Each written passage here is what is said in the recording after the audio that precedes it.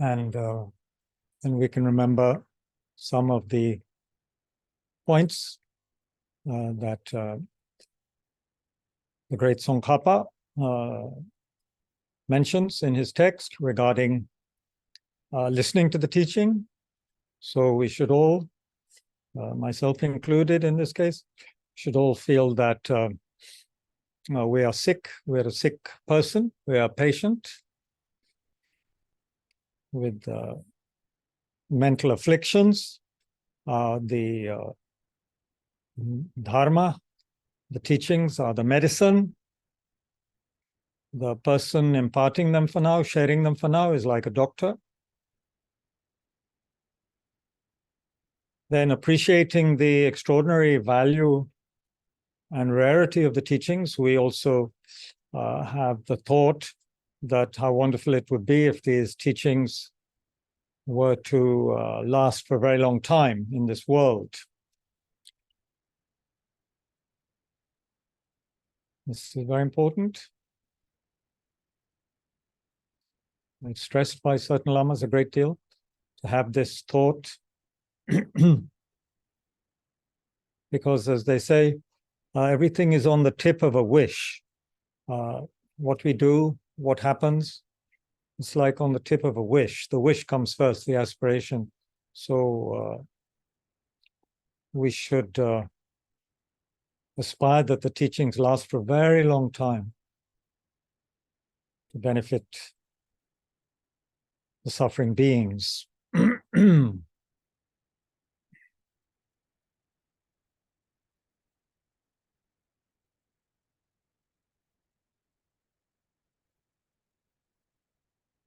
We can listen to and then reflect briefly on Milarepa's words, said to be words of Milarepa, who of course sang so many songs of spiritual realization. This is just a very short quotation from one of them, I suppose, where he says, "Toss to the winds your concern for this life, and bring to your mind the unknown time of your death. Remembering the pain of samsara, why long for the unnecessary?" So remembering the pain of samsara, why long for the unnecessary?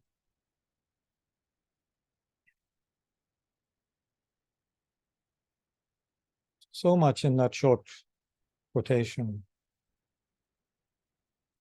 Toss to the winds the 8 worldly dharmas, these predominant concerns we have right now based on attachment for this life, which, as the great Atisha said, that's not even a dharma motivation to aspire for the happiness of this life.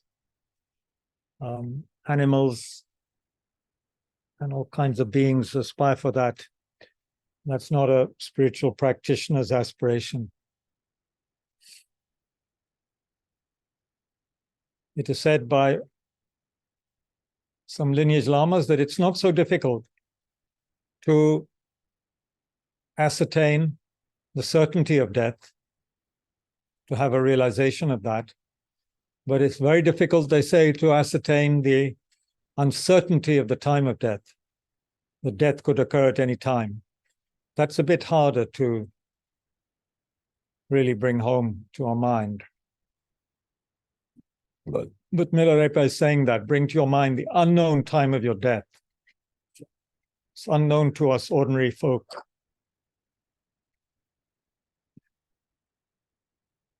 Remembering the pain of samsara, why long for the unnecessary? So powerful, actually.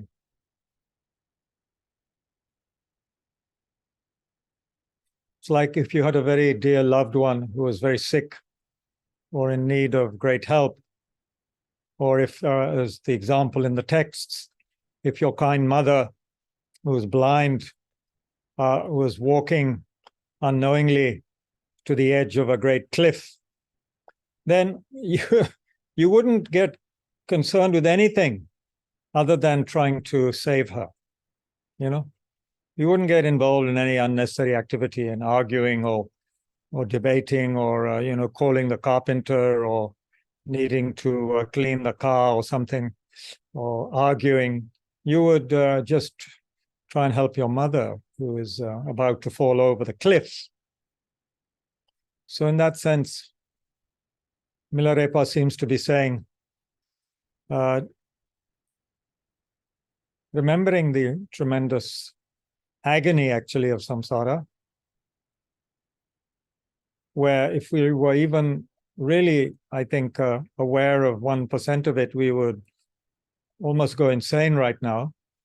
I'm just conjecturing here, but if we knew where we had been, where we're going to be reborn, where some of our loved ones have been reborn, what they're suffering now, quite apart from, of course, what we see right now in the world of present-day suffering, but, where the people we have loved, where they are now, we would be horrified.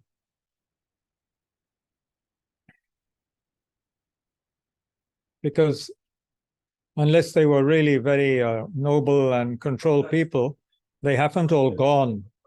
They haven't all gone to heaven, Yeah. They haven't all gone to heaven or some kind of blissful realm. Yeah.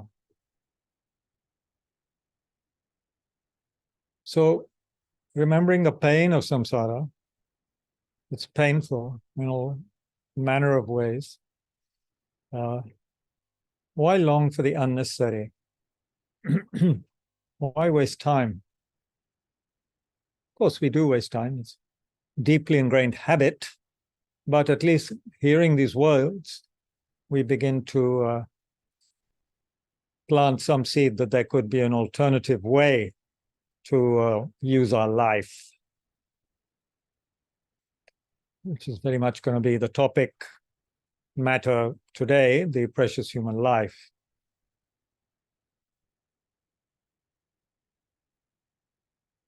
So those of us who know this and who are somewhat established, at least formally in the tradition, I thought since we are working with such an extraordinary text, we can do something a little bit traditional at the beginning. So we can recite in English once and in Tibetan twice the refuge and bodhicitta prayer. So those who don't know this, listen very carefully to the English.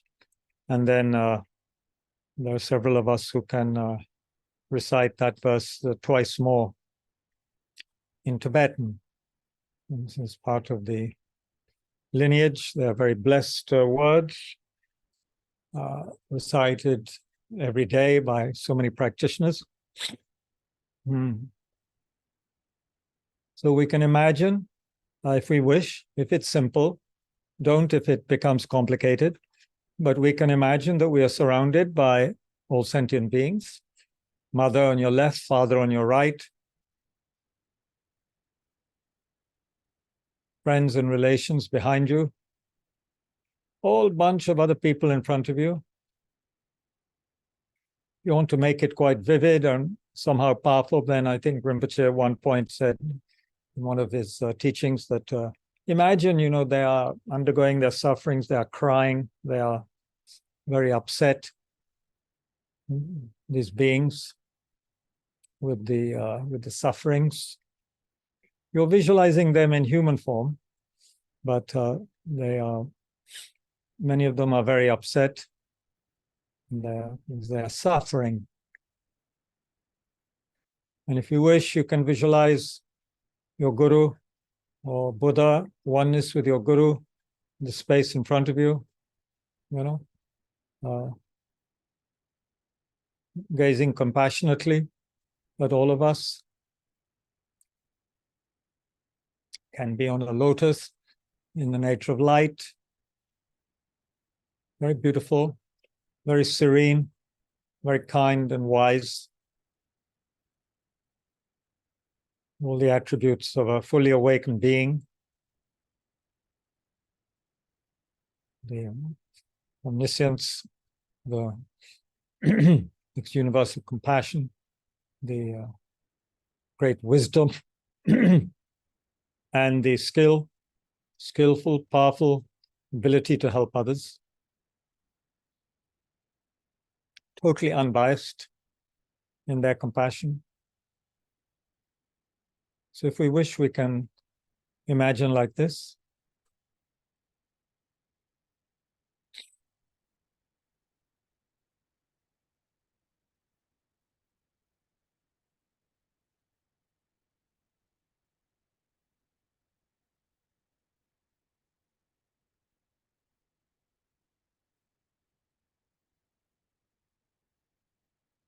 Then we can recite the verse once in English, twice in Tibetan. I go for refuge until I'm enlightened to the Buddha, the Dharma, and the Sangha from the positive energy that I generate by practicing giving and the other perfections. May I attain the state of a Buddha to be able to benefit all sentient beings. Sangye achadan zage janam la yanja bade dani kyapsuchi dage jinzage pesonam ke dola penche sangye doba jo sangye jadan zage janam la yanja bade dani kyapsuchi dage jinzage pesonam ke dola penche sangye doba sho. And remember Lord Buddha, the kindness of Lord Buddha, and all of the great spiritual lineage masters from the time of Buddha down to this very day, unbroken lineage, transmission of the teachings, down to our very own gurus, the kind masters who impart sutra and tantra teachings very patiently and kindly. Out of great compassion for us.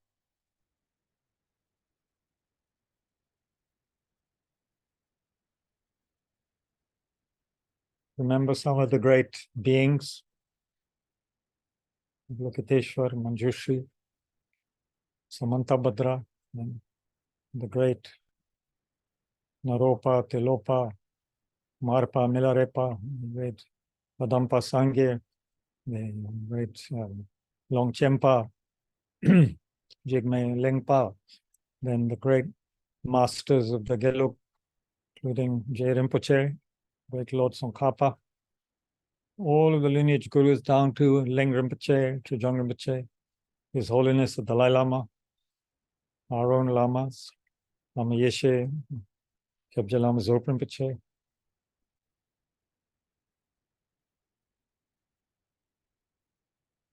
All of their minds been illuminated by the teachings,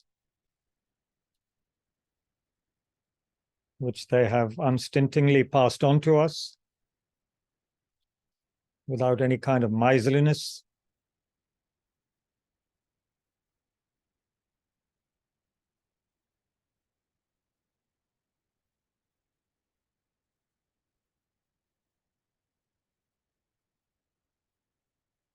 So remembering this, remembering our good fortune, we can reflect on this for a little while as part of our motivation, including the compassion and this gratitude.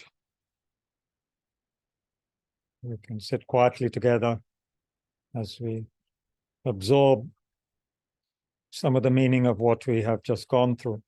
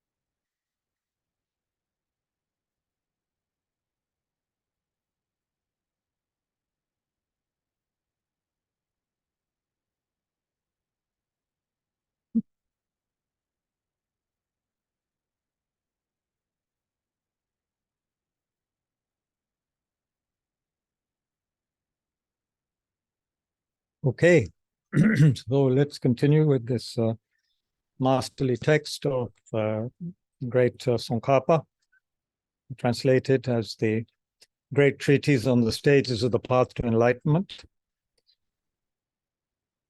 I briefly want to go over just a few things again, to make sure we have got it, in the chapter on meditation, and then we'll utilize that for most of this session, looking at precious human life. I must apologize that I haven't listened to the morning meditation. So I don't know quite how you've done it in the morning, Nicola, but I presume did you do some analytical meditation on it? Yeah. Yeah. So you had briefly looked at it. Yeah. You've done that in a couple of sessions now or more. Yeah. Good. Thank you. Anyway, we'll spend a little time on that, of course, and look at some of what Tsongkhapa has to say about it. Regarding the meditation and the fact that there's a whole chapter on refuting misconceptions about meditation, shows how Tsongkhapa himself, at one point, towards the end of this chapter, he says something, regarding what the situation was, he felt, in Tibet in the late 14th and early 15th century. He says, regarding all the explanations he's been giving on meditation, he says, however, those who know how to bring all these explanations into practice seem barely to exist at all. He's saying that there's very, very few people who seem to be, in other words, meditating properly. This is, of course, some people might from other traditions say this is, Gelugpa high-handedness or, whatever. But anyway, Tsongkhapa is very clear about how one should engage in practice. And so let's just summarize some of those things. Of course, he goes into great detail, but he also says that he can't go into it in a more detailed manner here. Fearing verbosity, I've not written more than just this, because it's not a lot that he's written in this text. Of course, he goes into it a lot more, I think, in the section on tranquil abiding and insight. He goes into it a bit more. Okay, so early on in this chapter on refuting misconceptions, if you have the English translation, it's page 109. He says, giving very practical advice on how to actually go about this. First, study with someone what you intend to practice and come to know it secondhand. Matlab, you hear teachings, you listen, you look at something on YouTube, maybe, even if you're desperate. So then that's a kind of study or listening to the topic that you intend to practice. Next, now this is where it gets more intensive and more traditional and more problematic for a lot of people nowadays, and even in the 15th century, it seems. Next, use scripture and reasoning to properly reflect on the meaning of what you've studied. Yeah. So you don't just study something, you then go to the scriptures, you use your reasoning to reflect on what has been studied. And we'll do that soon with this topic in this session. Then, he says, you do this coming to know it firsthand. Now you're getting more firsthand knowledge. Some kind of experience is growing in your own mind. It's not just something you heard in a teaching or something. You've reflected on it and you looked at what is said about it in the teachings, in the scriptures, or the commentaries by the great masters of, in our case, India and Tibet, and then using our reasoning, using critical thinking, and using the reasonings that are given in the texts and by our teachers, we reflect on the topic. Once you've determined the meaning of what you originally intended to practice with this kind of study and reflections, and once you have no doubts, then familiarize yourself with it repeatedly. So this familiarization, this is what we call meditation, familiarizing ourselves. Apparently the Tibetan word gom means to familiarize, to get used to something. So we familiarize the mind with the reasonings and so forth again and again, so that it becomes something very powerfully stamped in our mind. You know, it's not just something which goes in one ear and out the other, but it becomes something that is really having an effect, has had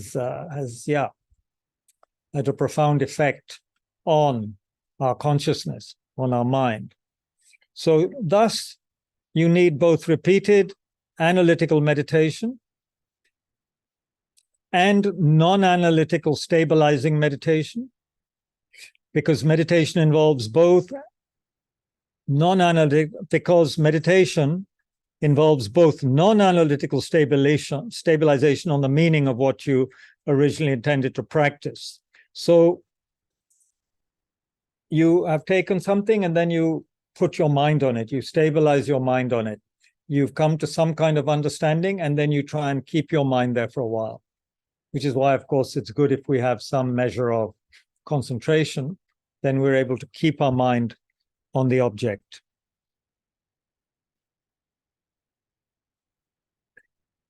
The depth of the wisdom that will come to you from your studies, it depends on how much you study. The breadth of your reflection is connected with this kind of wisdom. The depth of the wisdom that will come from your reflections is in proportion to how much you reflect. And the magnitude of your practice of meditation will correspond to the depth of your wisdom of reflection. Yeah. If we've done a lot of this kind of practice, he says only that has the ability to stop faults and achieve good qualities. That doesn't just come with a little bit of listening and a little bit of reflection. We have to repeatedly familiarize. That will then lead to the ability to stop the afflictive emotions arising in our mind with such force, and also the ability to develop good qualities, such as love and compassion and so forth. Yeah, that comes through this familiarization. But the familiarization will only be powerful if we've done enough initial listening and reasoning based on the scriptures and on our teachers' advice and so forth. Okay. So the analysis we engage in, the end that we're working towards is the familiarization, is the meditation, the familiarization, repeated familiarization with the topic, which we can then zero in on, focus on with a stable mind, and then that becomes something very, very powerful compared with just, say, listening or just engaging in some reflection without repeated familiarization. Okay, I hope this is becoming clear. It'll become clearer now just in a moment. I'm going to quote from another Lama of the tradition who has spoken a lot about this. But the other thing to know right now is, which you might get, one might have the misconception if we read certain texts, especially of the more, the Mahasiddhas, and sometimes if we were to read scriptures and texts from other traditions without having enough background, we might begin to think that if you're a scholar, then you do only analytical meditation. And if you're a yogi, then you just do a kind of stabilizing meditation. That's not true. They both, scholars and yogis, need to do both kinds of meditation. to elicit realizations. Scholar must achieve stabilizing meditations, such as meditative serenity, and the adept or the yogi must pursue practices such as intense faith in the teacher, which is an analytical meditation. Yeah. So we need both. We need both.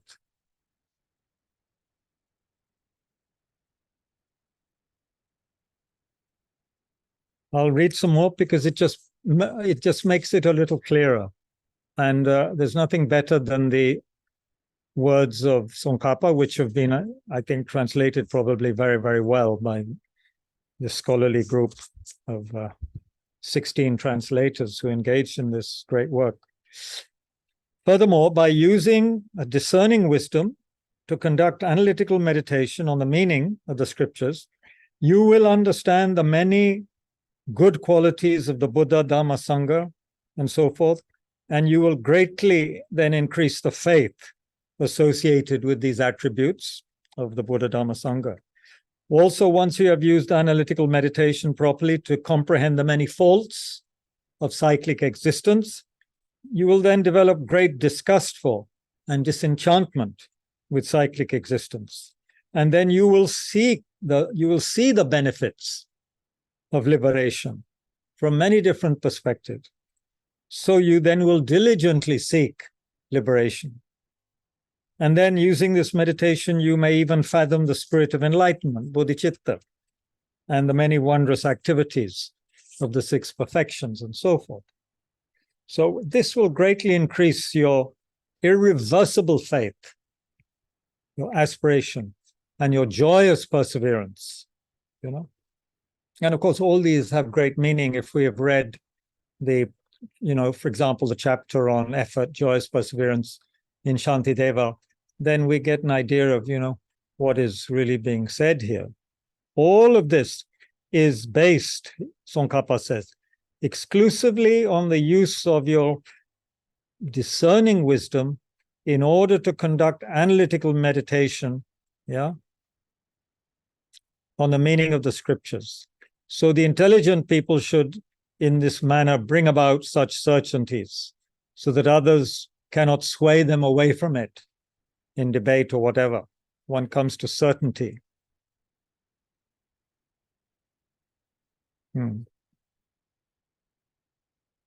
So then he again makes it very clear that what is needed.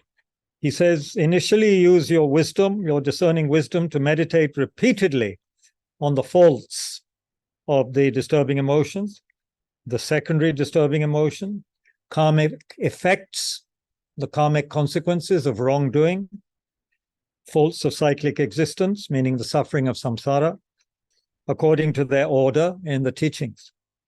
This makes you completely displeased or disenchanted. By bringing this to mind, you turn away from the group of non-virtuous things and you clear away these kind of defilements from your mind, like burning gold in fire. It's one way to make gold very pure. Burn away the impurities in fire. And then next, you use your discerning wisdom to meditate repeatedly on good qualities, such as the good qualities of the teacher, the great importance of the precious human life, the good qualities of Buddha Dhamma Sangha, or virtuous karma and its effects, and the benefits of bodhicitta, again, according to their order in the scriptures. This causes, Tsongkhapa says, this causes the mind to become moist or clear. Moist in the sense it becomes, I'll just check what they've said here about moist. Yeah, the mind, according to Lhoche Rinpoche, Dhamma Lhoche Rinpoche, Great Lama, this means the mind becomes serviceable and pliant, meaning the mind then does what you want it to do, For me, when I think of moist, I think of, just my own, I think of dry chapatis and how adding some ghee to them makes them very serviceable. I'm not very good at eating dry chapati, dry roti. I don't like very much. You add ghee or butter, then it becomes, for me, very serviceable. So anyway, that's something else. This is not what Tsongkhapa means necessarily, but the mind becomes really ready to do what you want it to do, because you've meditated so much on the faults and on the good qualities, in order. So the mind becomes very, very qualified, you could say. It's like washing gold in water. Bringing this to mind directs the mind towards the virtuous group of phenomena. It causes delight and moistens the mind with virtues.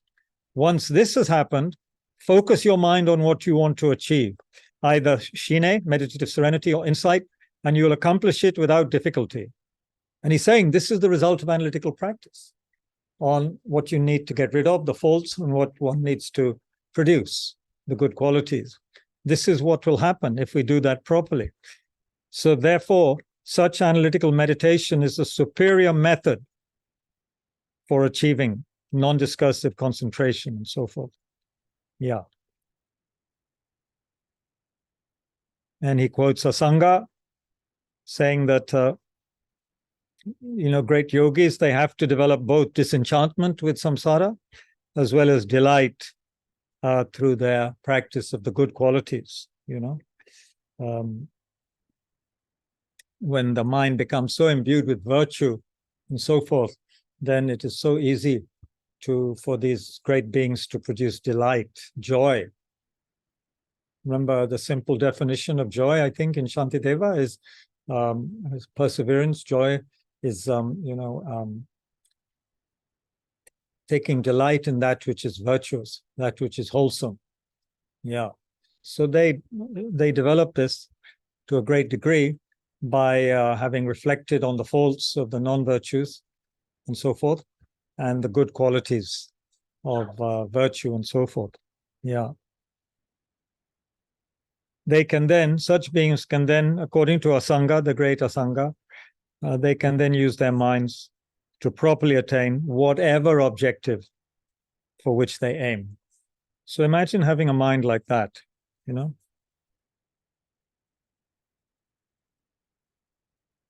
And this, in terms of technicality, if one knows how to meditate on the good qualities, it's said that is one of the best remedies for laziness and laxity, as a technical term in the practice of, I think, single-pointedness or shine. If there is dullness and laxity, then meditating on the good qualities of the Buddha and of virtue and so forth helps to uplift the mind. And if there is excitement and, the mind going towards objects of attachment, then it's the disenchantment that one has meditated on, the faults of samsara, seeing the pain of samsara, why long for the unnecessary, that kind of thing, seeing the pain and so forth, that helps as a remedy for excitement. That helps to subdue the mind by remembering the pain of samsara and so forth, and the faults of the negative qualities that Tsongkhapa is saying will bring down the distraction of excitement, attachment in the mind. Remember, we're in the desire realm. We are automatically desire beings. It doesn't take analytical meditation for us to get attracted to desire objects. Of course, we use analytical meditation to increase our desire and attachment, but basically there are certain things we automatically desire and which we will automatically apparently crave at the time of death, like wanting another body and so forth.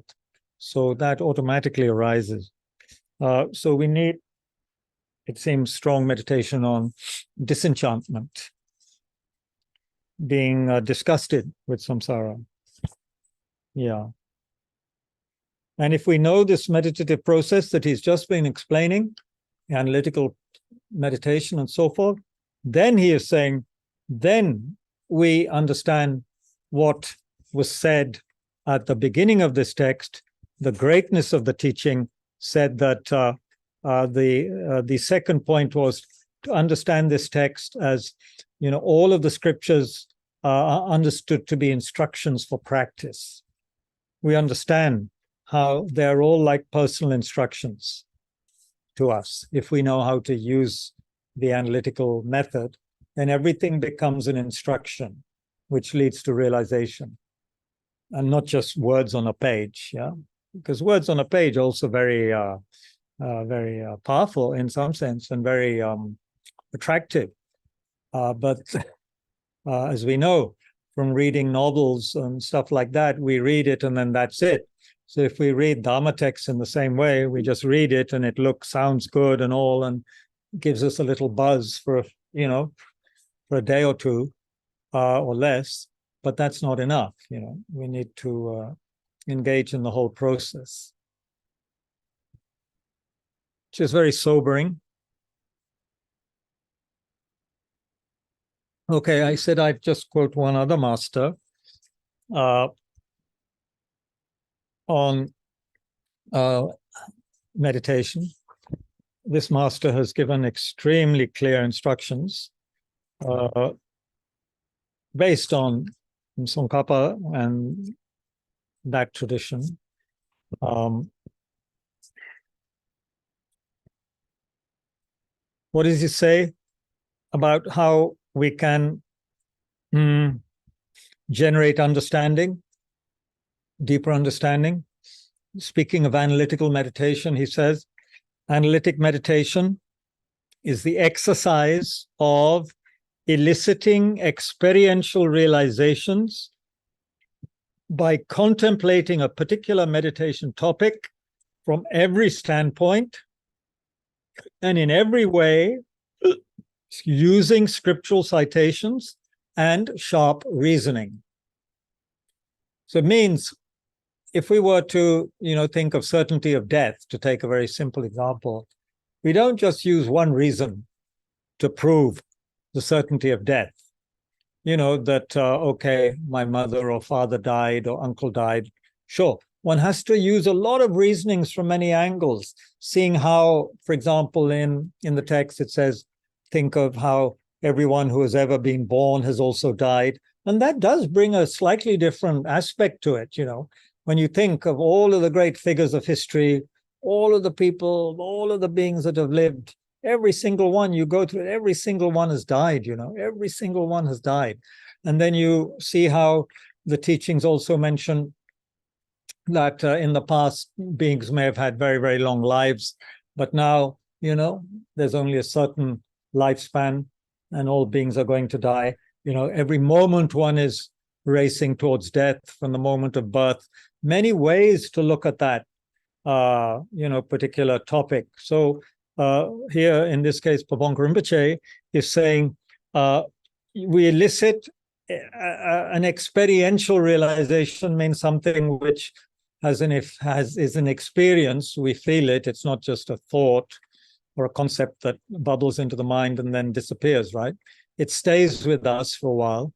And he's saying that happens by contemplating a particular meditation topic from every standpoint, in every way, using scriptural citations and sharp reasoning, using our own intelligence, which of course Buddha is saying from the very beginning, right? Lord Buddha is saying this, that don't accept anything just because I'm saying it. Examine it like a goldsmith examines gold.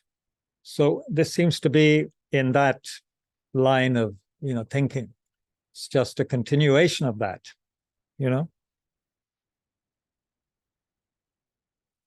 Then, in this section on heart advice for retreat, some material that Lama Zopa Rinpoche put together for retreaters, there happens also to be a section on how to develop the spiritual realizations that relate to the leisure or the freedoms we have as a human being, and the good fortune or the endowments that we have.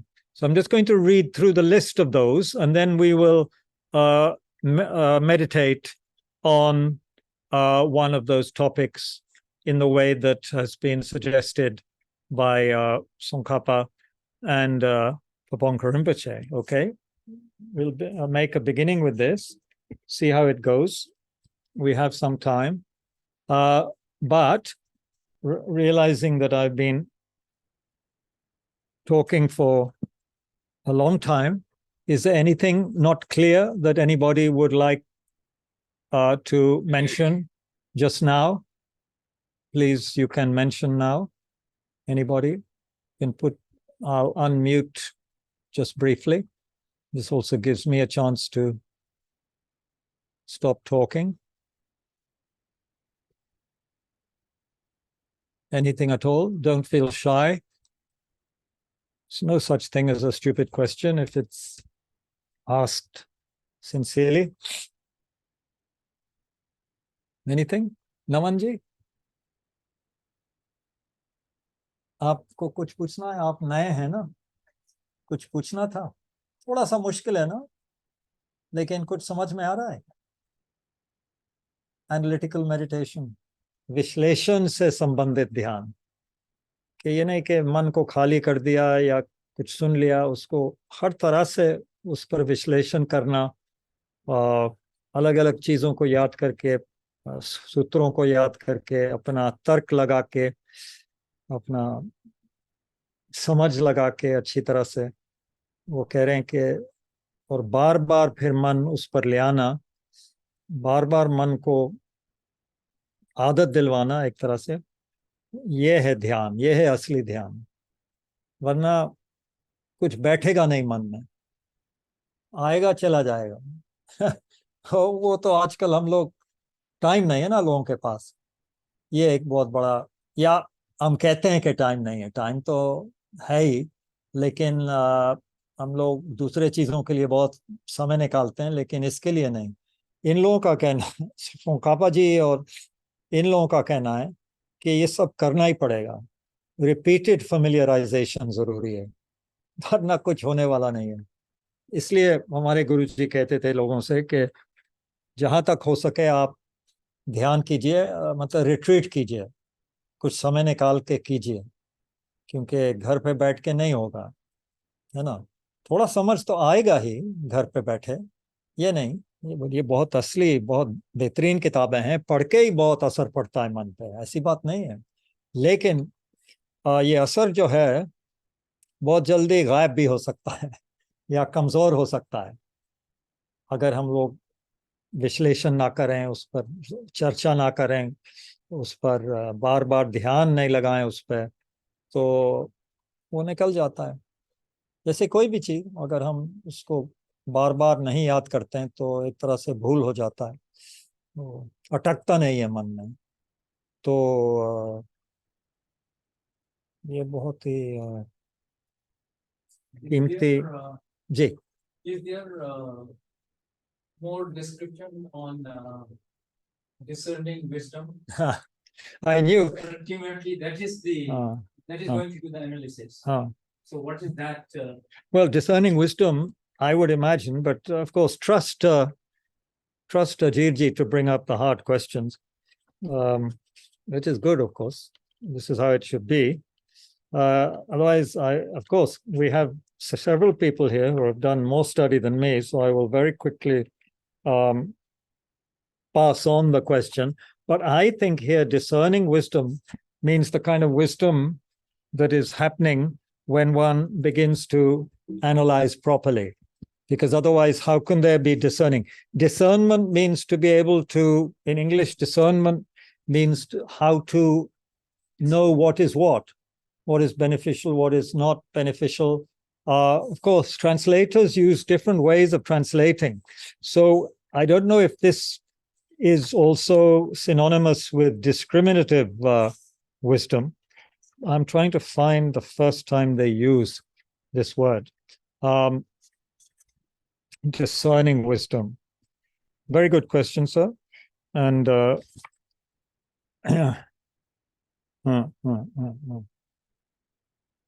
where does he first use? Any thoughts on this, Nicolaji?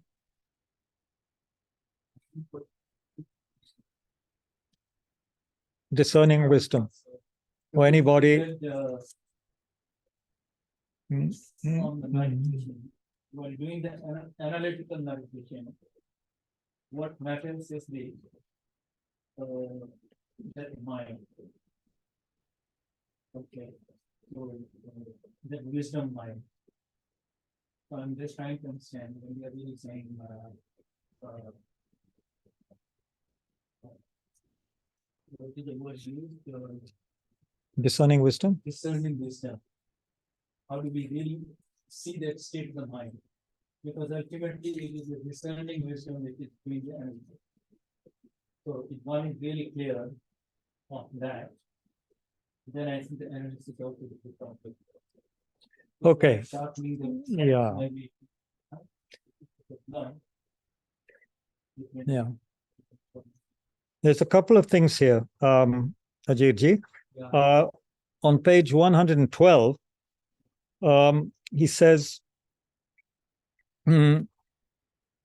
furthermore, the development of a powerful awareness solely depends upon repeated meditation with discerning analysis. Okay.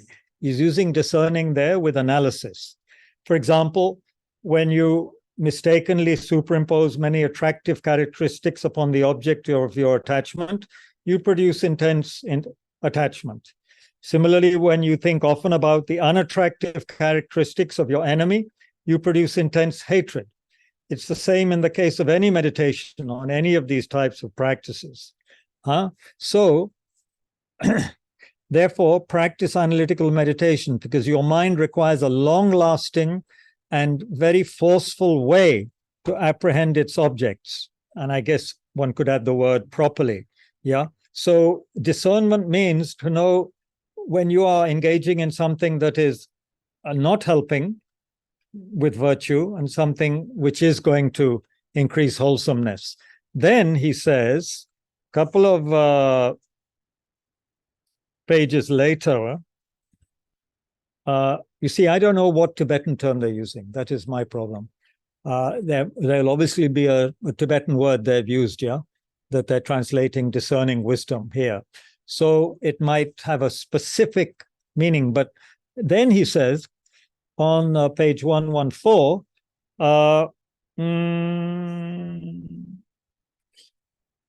okay, there was a qualm. If you do too much analysis with discernment, then you may hinder your concentration, which is one pointed upon a single object of meditation. So then he says,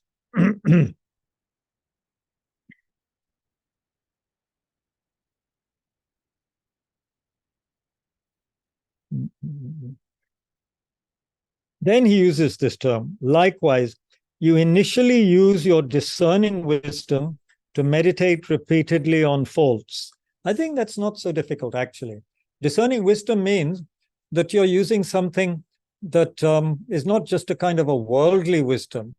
You're using a kind of a Dharma discriminative wisdom that knows the meaning of the afflictions and that realizes the importance and the benefits of meditating on the afflictions, karmic effects of wrongdoing, so on and so forth, so that it makes you disenchanted or very disturbed with samsara.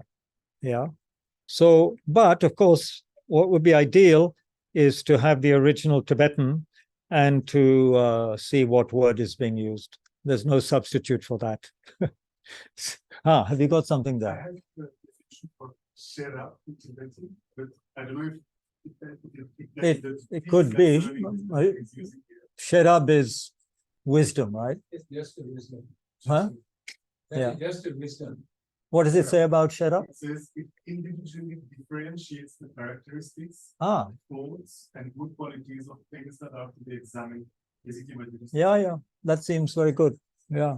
Discerning wisdom. It has a function of overcoming doubt. Could you repeat that line by line, and I'll repeat it for the people online?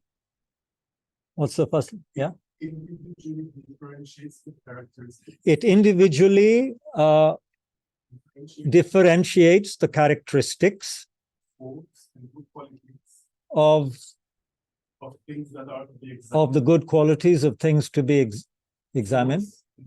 Faults and good qualities of things to be examined. Of things that are to be examined. It has a function of overcoming doubt. and it has the function of overcoming doubts. Yeah, great. I think that's for now very good. I think that would be very, very close, if not exact, to what is being said here. The English itself, I think, is quite clear. If it had been difficult, they would have had a note, I think, attached to that, if there was a specific meaning. But it's still a very good question, Ajivji. But maybe you can, if you get a chance to ask Geshe-la, that would also be interesting. That what does Tsongkhapa mean when he speaks of discerning wisdom? Okay. Anything else? Whoops, something's come up on the screen. I don't want to end the meeting yet. There we go.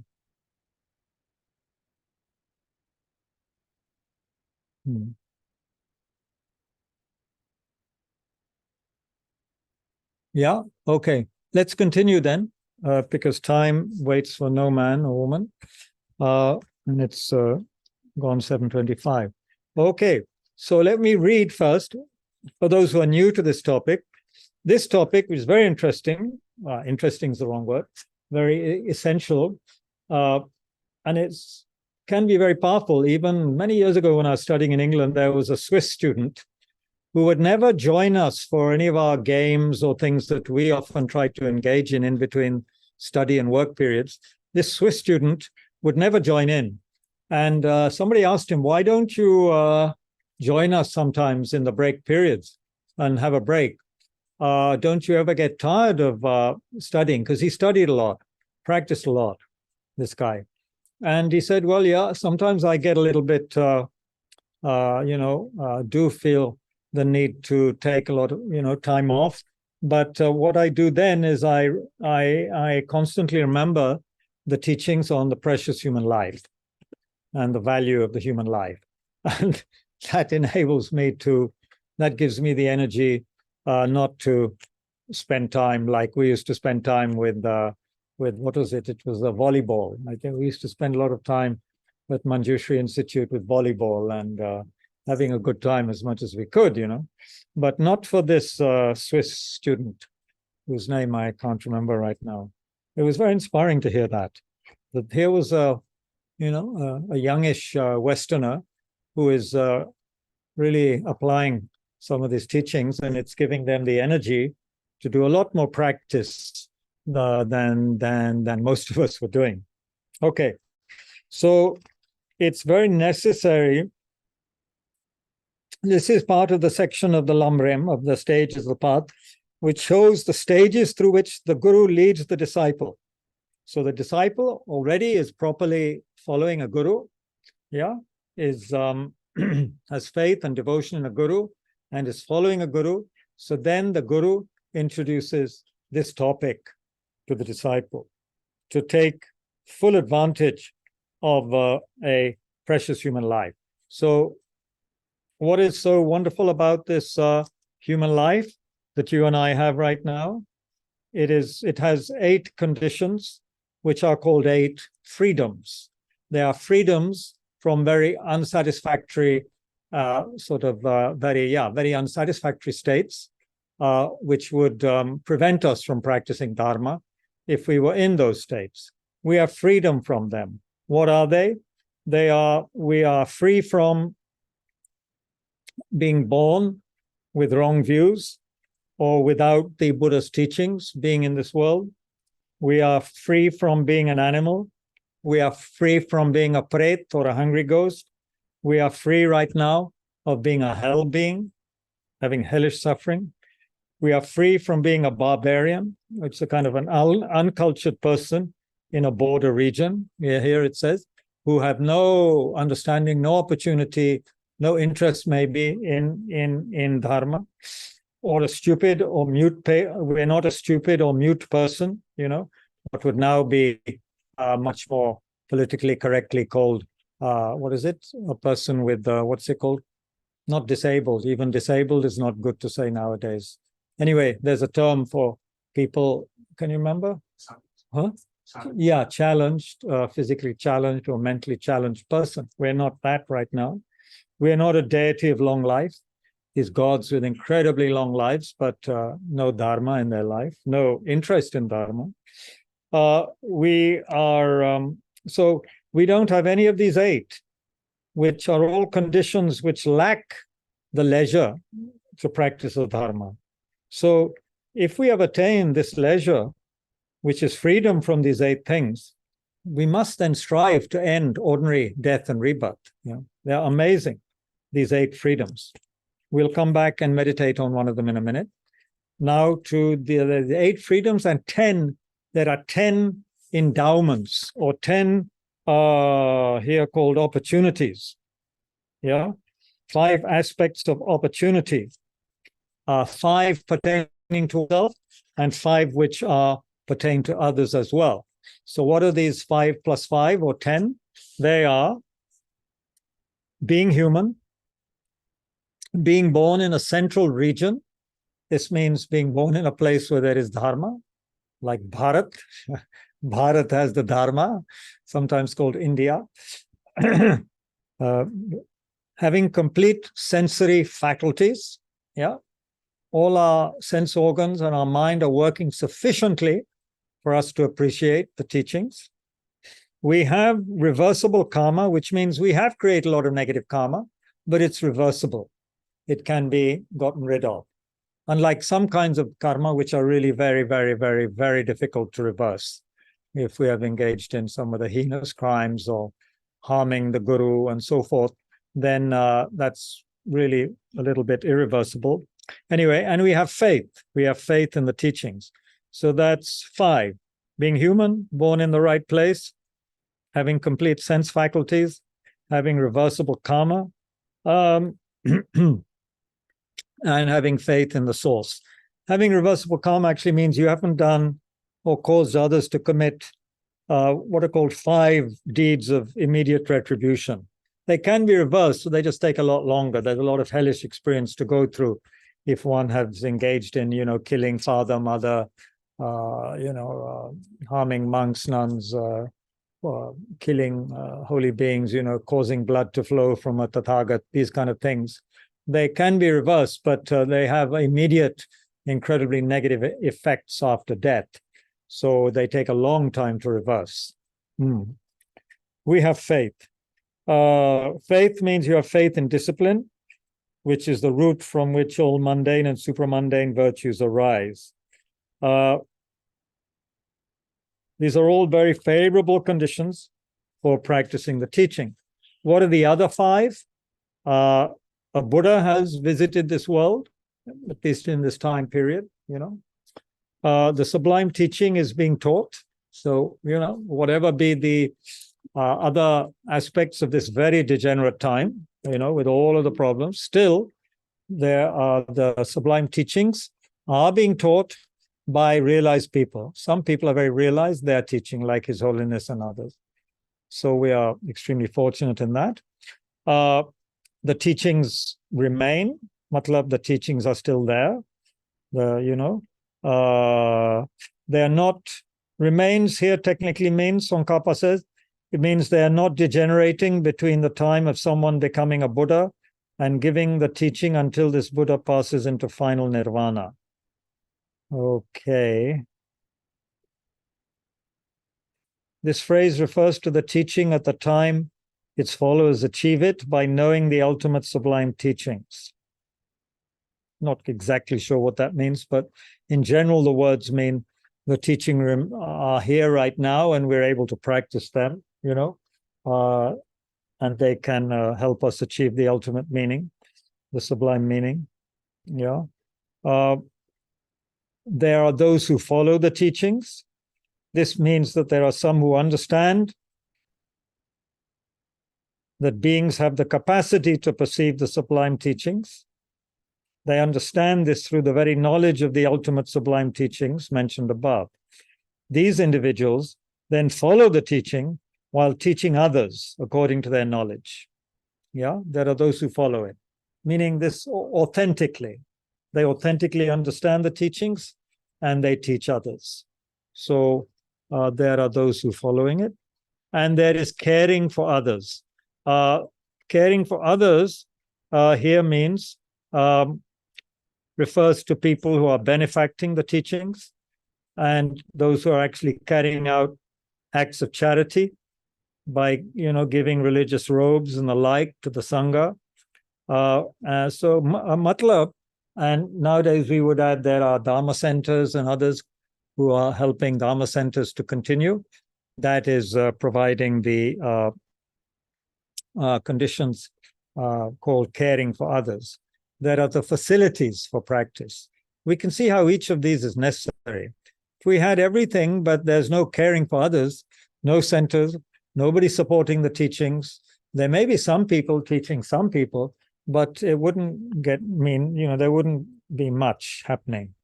We need nowadays extensive sponsorships, this and that, and so forth. Imagine how much effort, time, money went into the translation of this text into English. 16 translators getting together, all of that to put together just the translation of this one sublime text. You can see how there's a tremendous amount of caring for others involved in that, right? It's unbelievable how much we depend on that for the Dharma. Yeah. So let's look at now. I'm not going to go more in the into the teaching on the extensive teaching right now.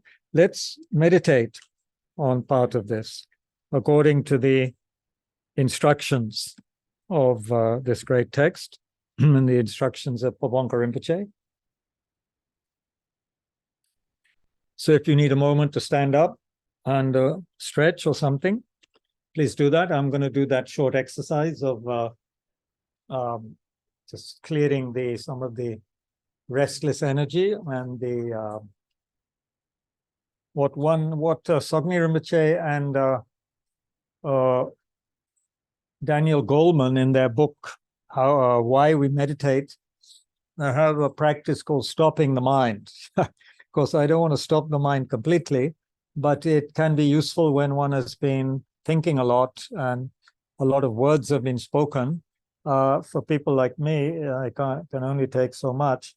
So I'm going to just do this exercise where you can stand up and forcefully take your hands up in the air, then bring them down with quite an explosive out breath, and just allow your body to dangle for a little while. Easier done standing, but it could also be done sitting down. So anyway, I'm going to do that for a minute. You folks can do whatever you need. Okay.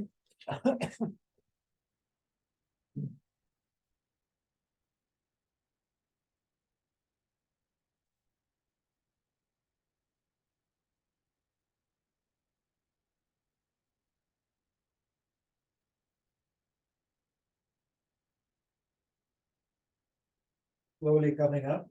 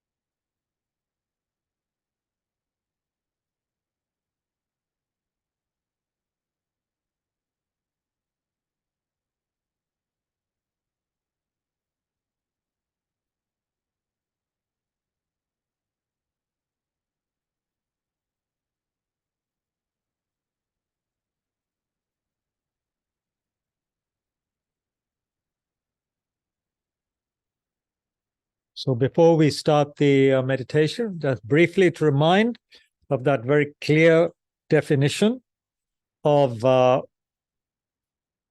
analytical meditation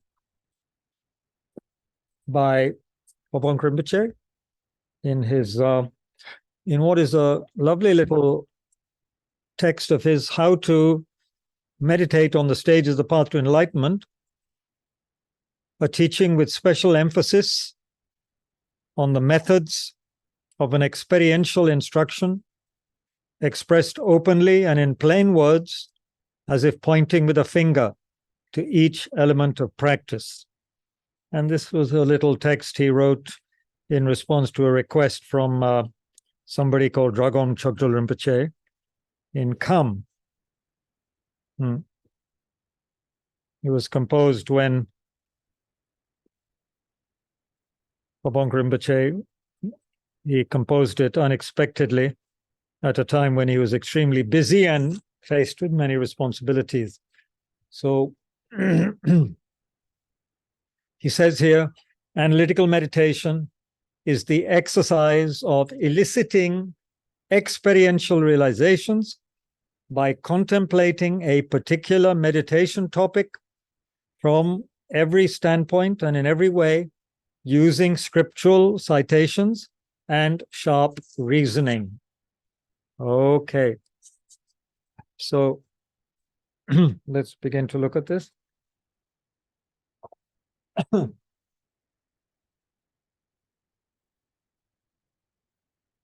And we have to understand that certain parts of the teaching will have much more effect on our mind than others, meaning out of these 8 freedoms, we're going to look at maybe 1 or 2 in the time available. Some are going to mean more to you and some won't. So, but what I will do is take one of them, since, yeah, okay. Let's take one and see how it goes.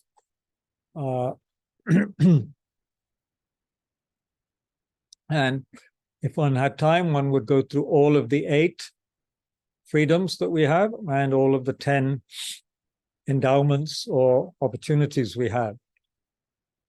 But here we are experimenting, we are showing the process involved.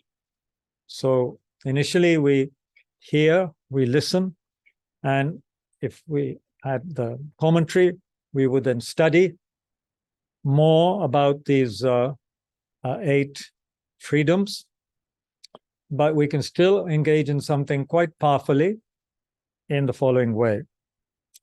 Reflect, the Lama says, on what it would be like if you had been born into any of these unfortunate conditions. So let's take one of them, which is if we had been born, let's not take animal, because that might seem a little bit far away from what we are right now, although that I think is a very good thing to reflect on, but maybe not right now. Let's take the topic, the being a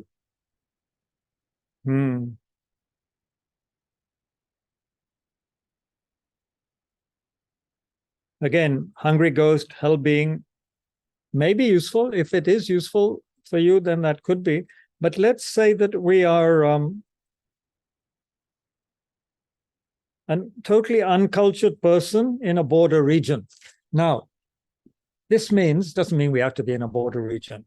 Let's say we are somebody, and we can see such people who are just totally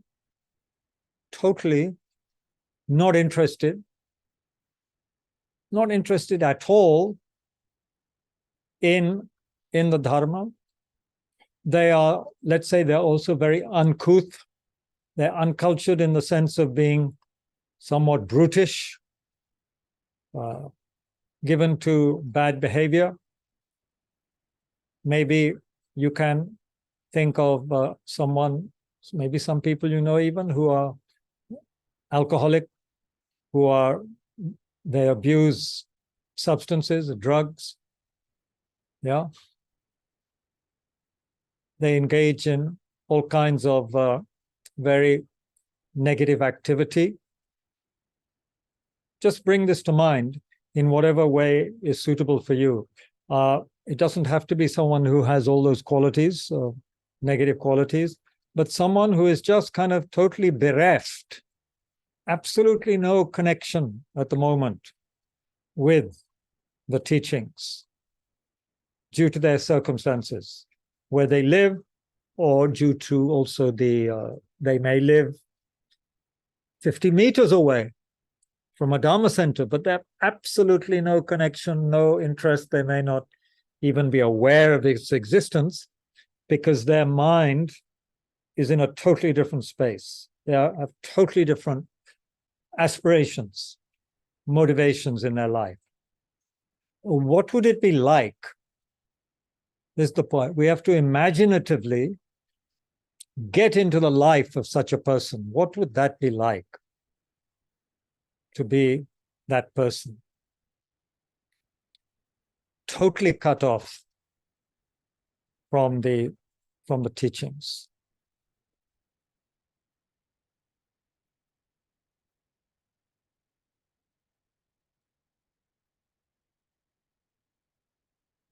What would a day be like? What would you be doing morning till evening?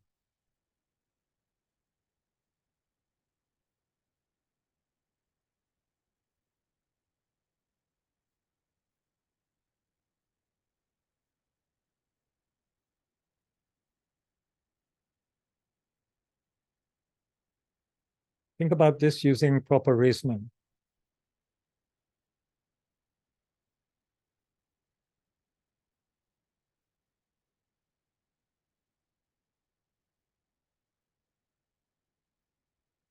You would have companions who also like-minded. They would constantly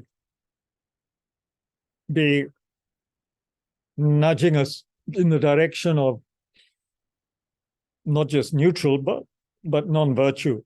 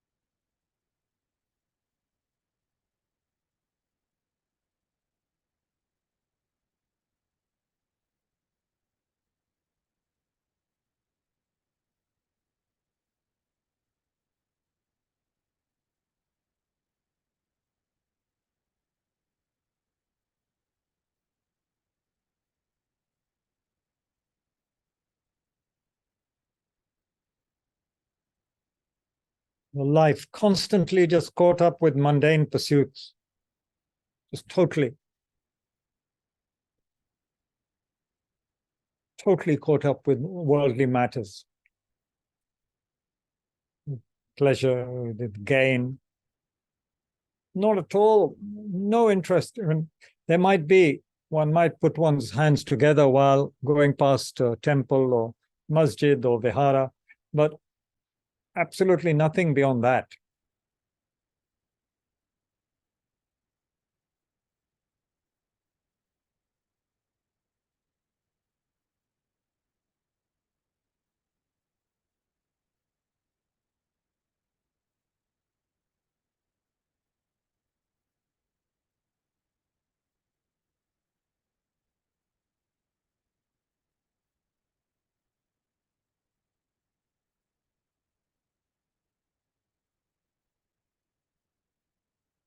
So from when we're born to when we die in such a body, such a human body, not creating a single dharmic action at all.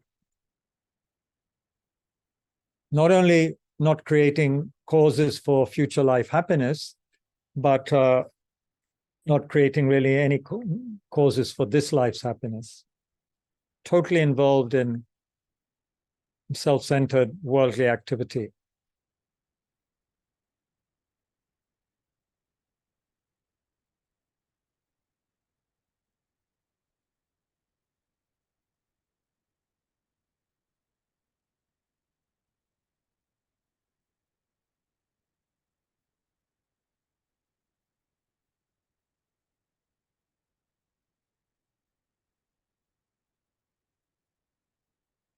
somehow think of, the sheer meaninglessness of it in the larger perspective, in the dharmic perspective, meaninglessness of it, the waste.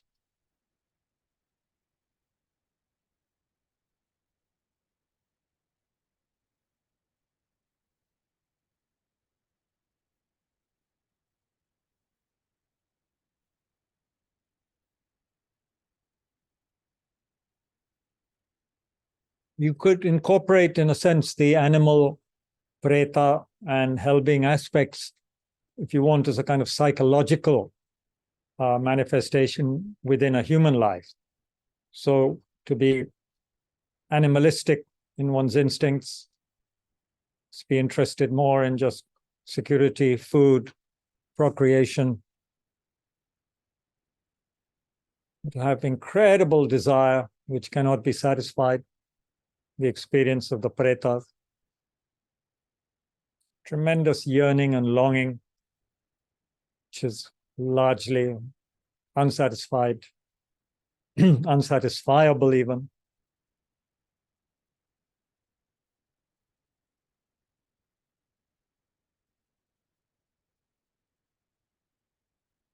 And hellish experience, fear, so much fear, pain, claustrophobic neurosis, tremendous anxiety and panic.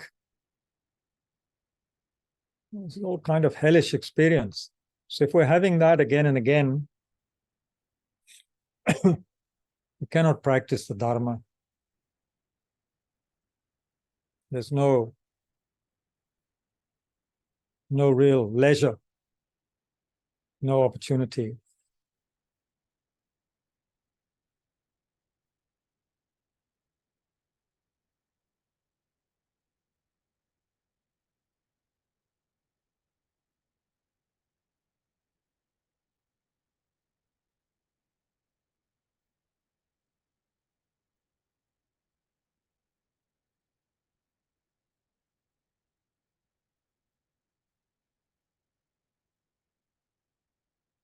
One could be a very intelligent person, but so much distraction and suffering in the life that no opportunity to authentically meet with the Dharma.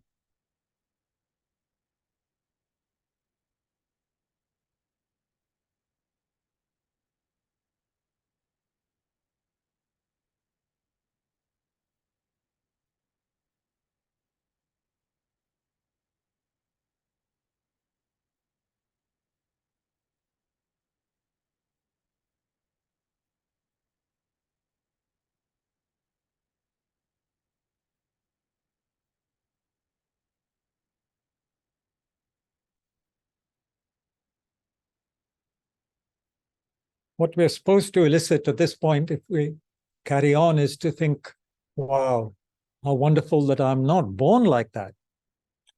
Not because we're looking down on that kind of life, not at all, but how wonderful I'm not born like that.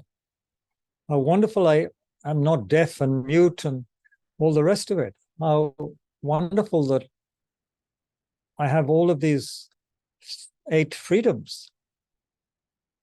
Not in the hell realm. I'm not, of course, I have some difficult experiences in life, but I'm not stuck in that kind of mindset. I'm not stuck in a Pareta-like mindset of constant craving and longing. I have animalistic urges and instincts, but not so much. I'm mainly a human being with reasoning, discernment, and so forth. How wonderful it is.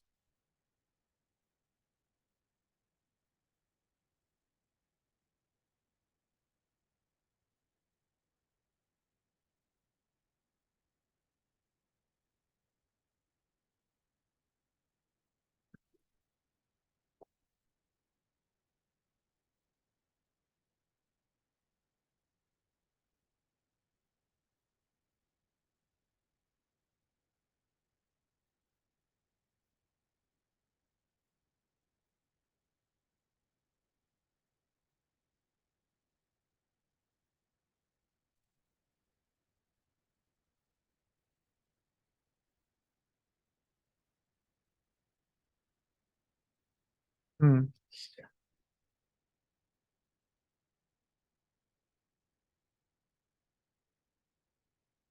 Pavonka says, reflect again and again, applying sharp analytic meditation so that you will imbue yourself with a deep awareness of how you currently possess all of these freedoms and all of these 10 endowments. You know, one would go through them one by one, not necessarily in one session, not at all. So these teachers are teaching how one should spend weeks or months, or even years to elicit experiential realization. Okay? You shouldn't rush through it. So one by one, go through what we are free of. One by one, go through how we possess all of the good qualities of this human birth. And the fact the teachings are here, they're being taught, you know, available, there are facilities, there are benefactors, all of that. It's just an extraordinary combination of factors that you and I are experiencing right now that the absolute vast majority of human beings do not possess.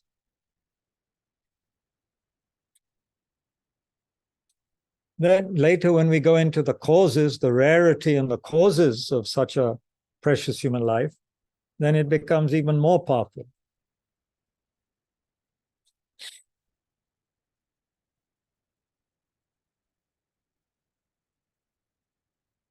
The point is to really develop tremendous rejoicing. The text here says, when you are overcome with joy, like a beggar who has found a treasure, at that point you have generated the realization of properly identifying freedoms and fortune. Matlab, these 18 factors that constitute a precious human life. Overcome with joy, like a beggar who has found a treasure.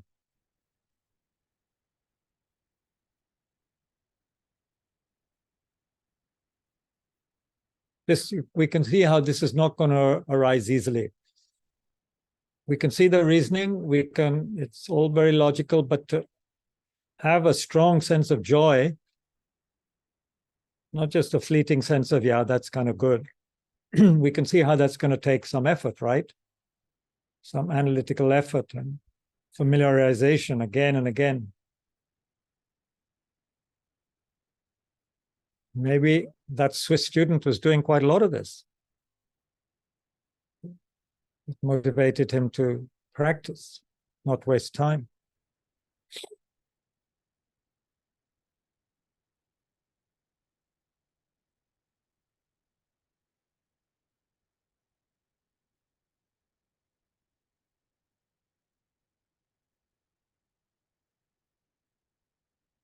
So we'll go through this more on Sunday, and also the fact of, you know, the value of such a human life and the rarity of it, the difficulty of finding this kind of life. Putting all these together, it becomes a very powerful topic, powerful, you know, subject. Remember, it's one of the 4 great meditations, yeah, that they're in all of the Tibetan Buddhist traditions. One of the 4 that helps turn the mind powerfully towards the Dharma, yeah, together with death and impermanence, karma, and suffering of samsara.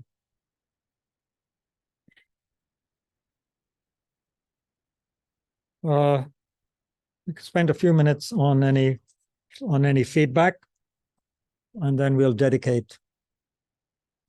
What's the title of the book being referred to? Well, the main one, of course, is the great treatise, right? This, I think you know, volume 1 of the Lamrim Chenmo, the great treatise on the stages of the path to enlightenment, published by Snow Lion, and came out in 2000. But the other text, you won't find this easily. This is within our organization, FPMT. You might be able to get it online.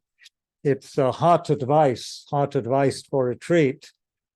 And in that, it's this section they've included from this great master of the lineage on how to engage in analytical meditation. But the text is Heart Advice for Retreat, which has teachings from Lama Zopa Rinpoche as well, and a commentary on several texts there. Yeah. Yeah. Sure. Initially, I had a very different question, but since we were talking about discerning wisdom, like my question transformed itself. What I think as a child I was taught Sanskrit. So there is a word in Sanskrit called Vivek. Vivek, and yeah. It is something like when we were taught it was like there's no word in English that is Exactly like it, yeah. But it is something to do with what is right and wrong. That's right. There's something internal also. Yes.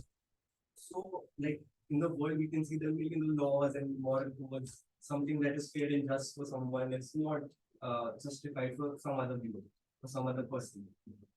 But internally, discerning wisdom, could it be something that is a wisdom that is able to differentiate between a negative thought, a destructive thought, and a positive? Yeah, I think exactly that. That's, yeah, yeah.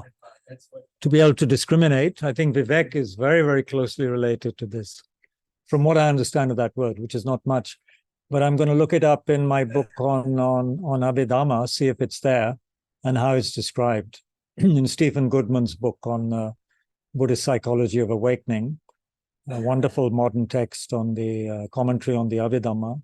I'll try and remember to check tonight if it's there, and I'll come back with that on Sunday. Thank you. Yeah. One thing I wanted to add. So I've been thinking that every sentient beings want to protect themselves. Yes. Sometimes, let's say a person who has a thought, a destructive thought, but is not able to, does not have the wisdom, who hasn't put enough time in meditation, doesn't know the difference between a destructive thought and a constructive one. Yeah. And they act out of it. Like a person acts out of anger. Yes. That person was aware of his anger. What is causing that anger? I think that person might not act the way they do. Of course. Yeah. Could it be if we develop that wisdom through analytical? Yes, absolutely. I think that's the point. Yeah. So many reasonings are given, shortcomings of anger and so forth. Absolutely. Which is why in one text, I think can't remember, there's a book of teachings His Holiness gave in France. I think, Beyond Dogma. It was translated as Beyond Dogma. And that, he says so clearly, the essence, the real essence and power of the Mahayana lies in this analytical meditation. Yeah, which is this discerning wisdom. One very good analogy, of course, that's more in the Hindu scripture. Mm-hmm. If you give the milk mixed with water to the swan, they say that it will only pick up the milk. Yeah. It will not really touch the water. Yeah. That's very nice. Yeah. Ajiji has quoted the Hindus. Yeah. The swan in the Hindu scriptures, Ajiji is saying, how if you give it milk mixed with water, it has the ability to extract the milk and let go of the water.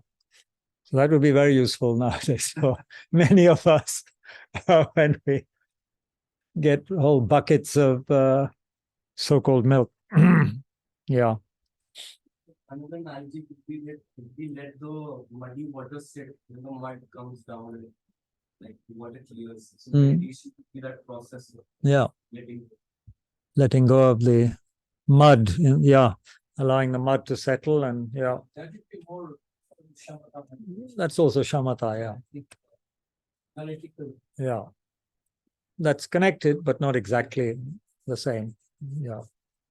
Of course, it's very useful in teachings to shake a glass of water with the lid on that has mud in it and see how it's, then just put it down, allow it to settle. That's a good example for us. Okay, I think we stop now. I'm being a bit more strict nowadays, and plenty of food for thought. We can always reflect. And remember what Hopkins said, Jeffrey Hopkins, the translator of His Holiness, when we were looking at his text a few years ago during COVID. He was saying how, of course, these lamas say scriptural insights, sharp reasoning, but also he said it's very important for a meditator to have a good imagination. We should be able to use our imagination to discern what would it be like to be an animal. What would it be like to be in that person's place? What would it be like to be a barbarian? What would it be like to be deaf and mute and so forth? So that requires imagination, right? So he said that's very important in this, in analytical meditation. So we don't need to think that imagination is divorced from sharp reasoning. They're all connected. I think imagination is very, very useful.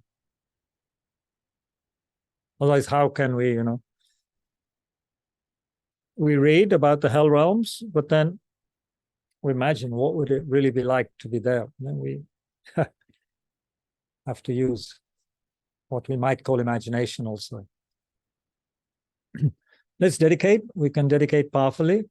Because not because of the quality of me, alas, but this text is such an extraordinary text. The churning of the wisdom mind of the great Lama Tsongkhapa.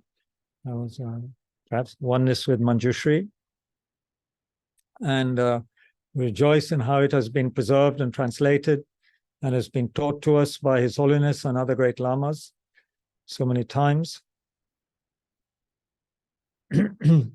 Real jewel of world civilization, spiritual civilization. So just by looking at it in the way we have been, even though it's not very deep, our analysis, but just working with this text is said to be greatly meritorious, and if we can do it sincerely and dedicate sincerely for all the beings who are suffering, who have just died, and who are in need of help. We dedicate that we may never be separated from such teachings, life to life. So long as the Dharma remains in this world, may we never be separated, and until enlightenment. May we never be separated from authentic gurus as well, who illuminate the path. Then may we never give up. When problems come, may we experience them, as Rinpoche says, with compassion, thereby not arising either despair or anger.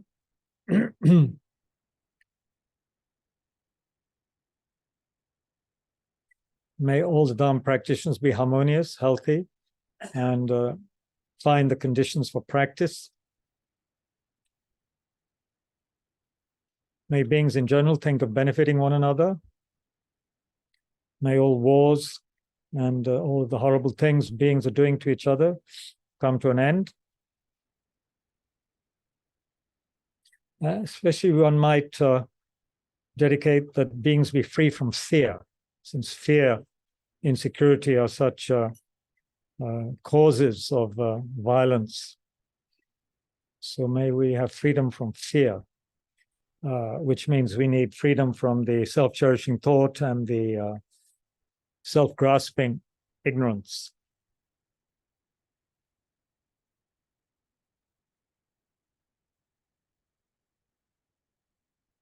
May all our teachers have long and healthy lives. May all their holy wishes be fulfilled. May quickly there be a reincarnation of our kind, most kind Kyabje Lama Zopa Rinpoche, so he can continue in his next life to guide beings just as he did in his past life. May Tushita Delhi be more and more successful in reaching out to the beings who are thirsty for Dharma. And may Rinpoche's aspiration that whoever puts their foot in Tushita gains much happiness and great realizations and enlightenment, up to enlightenment. May that come to pass.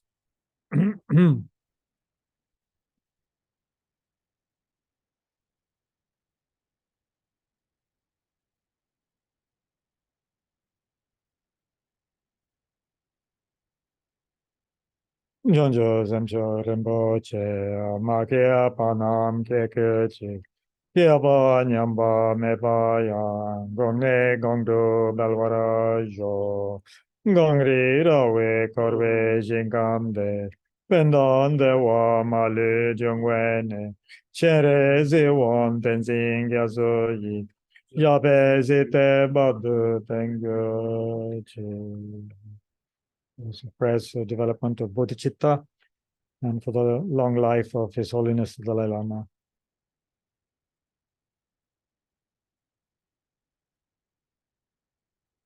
Thank you all very, very much for the patience of everyone here at Tushita and those of you online who stayed to the end. Many, many, many thanks, and I hope to see some of you on Sunday.